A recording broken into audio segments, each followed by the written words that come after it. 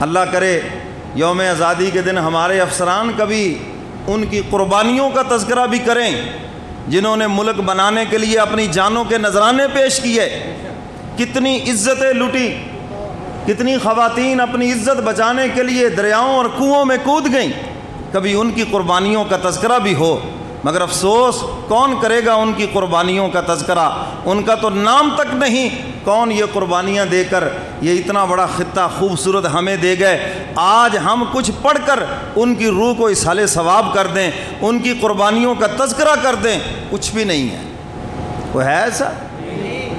بس یوم آزادی کے دن جھنڈیاں لگا لو جی، جلوس نکال دو جی، ہیں جی، سرکاری تقریبات ہو گئیں۔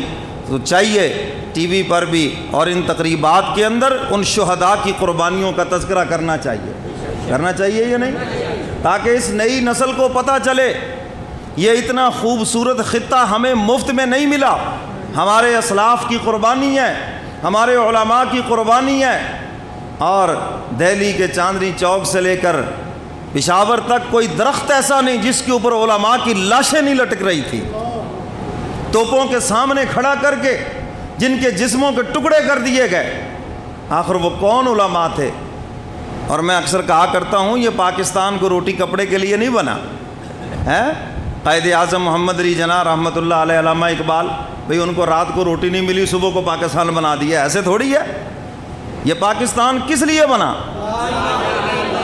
ہاں، یہ نظریہ اور جو اس کی بنیاد ہے، یہ نئی نسل کو یاد کرائیں، ان کو پتہ چلے یہ پاکستان اسلام کے لیے بنا ہے، روٹی کپڑے مکان کے لیے نہیں بنا۔ روٹی کپڑا مکان تو اس وقت بھی تھا۔ یہ جو اتنی بڑی ہجرت ہوئی، یہ جو اتنی بڑی قربانی دی گئی، یہ جو اتنے جانوں کے نذرانے پیش کیے گئے، یہ جو اتنی شہادتیں ہوئی ہیں، یہ سب اسلام کے لیے ہوئی ہیں۔ تو میرے محترم سامعین، اس ملک کو اسلامی فلاحی مملکت بنانے میں اپنا کردار بھی ادا کرنا چاہیے کہ نہیں؟ اور میں کہا کرتا ہوں یہ 14 اگست کا دن تجدید عہد کا دن ہے۔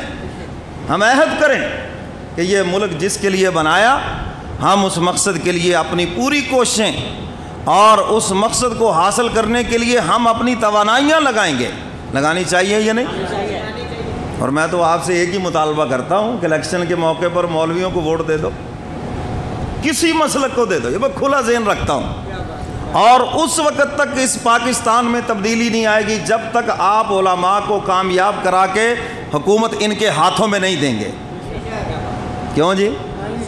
اور میں نے کھلا ذہن رکھا، کسی مسلک، جس مسلک سے آپ وابستہ ہیں، ہمیں کوئی سروکار نہیں، آپ اپنے مسلک کے علماء کو ووٹ دے دیں۔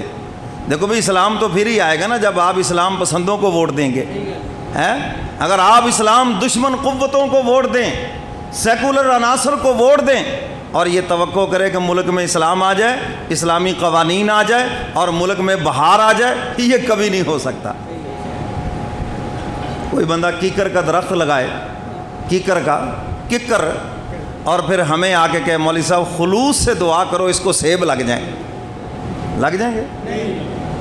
تو ہم کیا کہیں گے؟ پہلے بھائی سیبوں کا درخت تو لگاؤ، پھر لگیں گے سیب اس کو۔ اگر آپ اسلام چاہتے ہیں، پہلے اسلام پسندوں کو کامیاب تو کریں، آپ ان لوگوں کو کامیاب تو کریں جو اسلام کے اوپر عمل پیرا ہیں، جو اپنے وجود پر اسلام کا نفاذ نہ کر سکے، جو 5 وقت کی نماز نہیں پڑھتے، جن کو قل ہو اللہ نہیں آتی، وہ تمہیں کیا اسلام کا درس دیں گے؟ اور اس ملک کے اندر کون سا وہ اسلام لائیں گے؟ کیونکہ وہ چور ہیں۔ ہاں، اسلام آئے گا، کسی کا ہاتھ کٹے گا، کسی کی گردن کٹے گی، کوئی زانی ہے، کوئی شرابی ہے، ان کو پتہ ہے کہ سب سے پہلے ہم پھنسیں گے، اس لیے وہ کبھی بھی نہیں آنے دیں گے۔ اور آپ کو بغیر ووٹ دیے متنفر علماء سے رکھیں گے، بغیر ووٹ دیے۔ ووٹ آپ نے جن کو دیے ان کو تم گالیاں نہیں دیتے، مولویوں کو گالیاں دیتے جن کو زندگی میں کبھی ووٹ نہیں دیا۔ کیوں جی؟ ایسے ہے کہ نہیں؟ اور اللہ جب کسی سے ناراض ہوتا ہے، اس کی جہنم کا فیصلہ کرتا ہے، دنیا میں اس کی نشانی یہ ہے کہ وہ علماء کو گالیاں دیتا ہے۔ یاد رکھنا، امام غزالی رحمۃ اللہ علیہ نے تو چیلنج کیا ہے، جو علماء کا گستاخ ہو جب اس کو قبر میں دفن کریں، فرمایا قبر کھول کے دیکھ لو، اس کا چہرہ قبلے سے ہٹا ہوا ہوگا۔ اللہ جب کسی سے ناراض ہوتا ہے، نیکوں کی برائیاں ان کی زبانوں پہ آ جائیں گی۔ اللہ تو عام بندے کی برائی پسند نہیں کرتا، چاہے جائے کہ کوئی اس کے پیارے کی برائی کرے، دو مقام ہیں قرآن و احادیث میں جہاں اللہ نے فرمایا میرا اعلان جنگ ہے. ایک فرمایا سود خوروں سے میرا اعلان جنگ ہے، اور دوسرا فرمایا جو میرے پیاروں سے جنگ کرے اللہ فرماتے اس کے لیے بھی میرا اعلان جنگ ہے. اس سے بڑا بد نصیب کون ہوگا جو خدا سے جنگ کر، اور خدا سے آج تک کوئی نہیں جیتا، ہارا ہی ہے جو بھی اللہ کے مقابلے میں آیا. تو میرے محترم سامعین، یہ 14 اگست تو تجدید عہد کا دن ہے. پوری قوم یہ عہد کرے ہمارے بڑوں نے جس مقصد کے لیے یہ پاکستان بنایا اس مقصد کو حاصل کرنے کے لیے ہم اپنی پوری کوشش کریں گے انشاءاللہ. سب کو ہو انشاءاللہ. اور ان شہداء کی قربانیوں کو خراج عقیدت پیش کرنا چاہیے، سرکاری سطح پر بھی، نجی سطح پر بھی، مساجد کے اندر بھی ان کے لیے قرآن خوانی ہونی چاہیے، اور ان شہداء کی روحوں کو اصالِ ثواب کیا جائے جنہوں نے قربانیاں دے کر اتنا خوبصورت خطہ قوم کو دے کے چلے گئے. جی کرنا چاہیے یا نہیں؟ تو میرے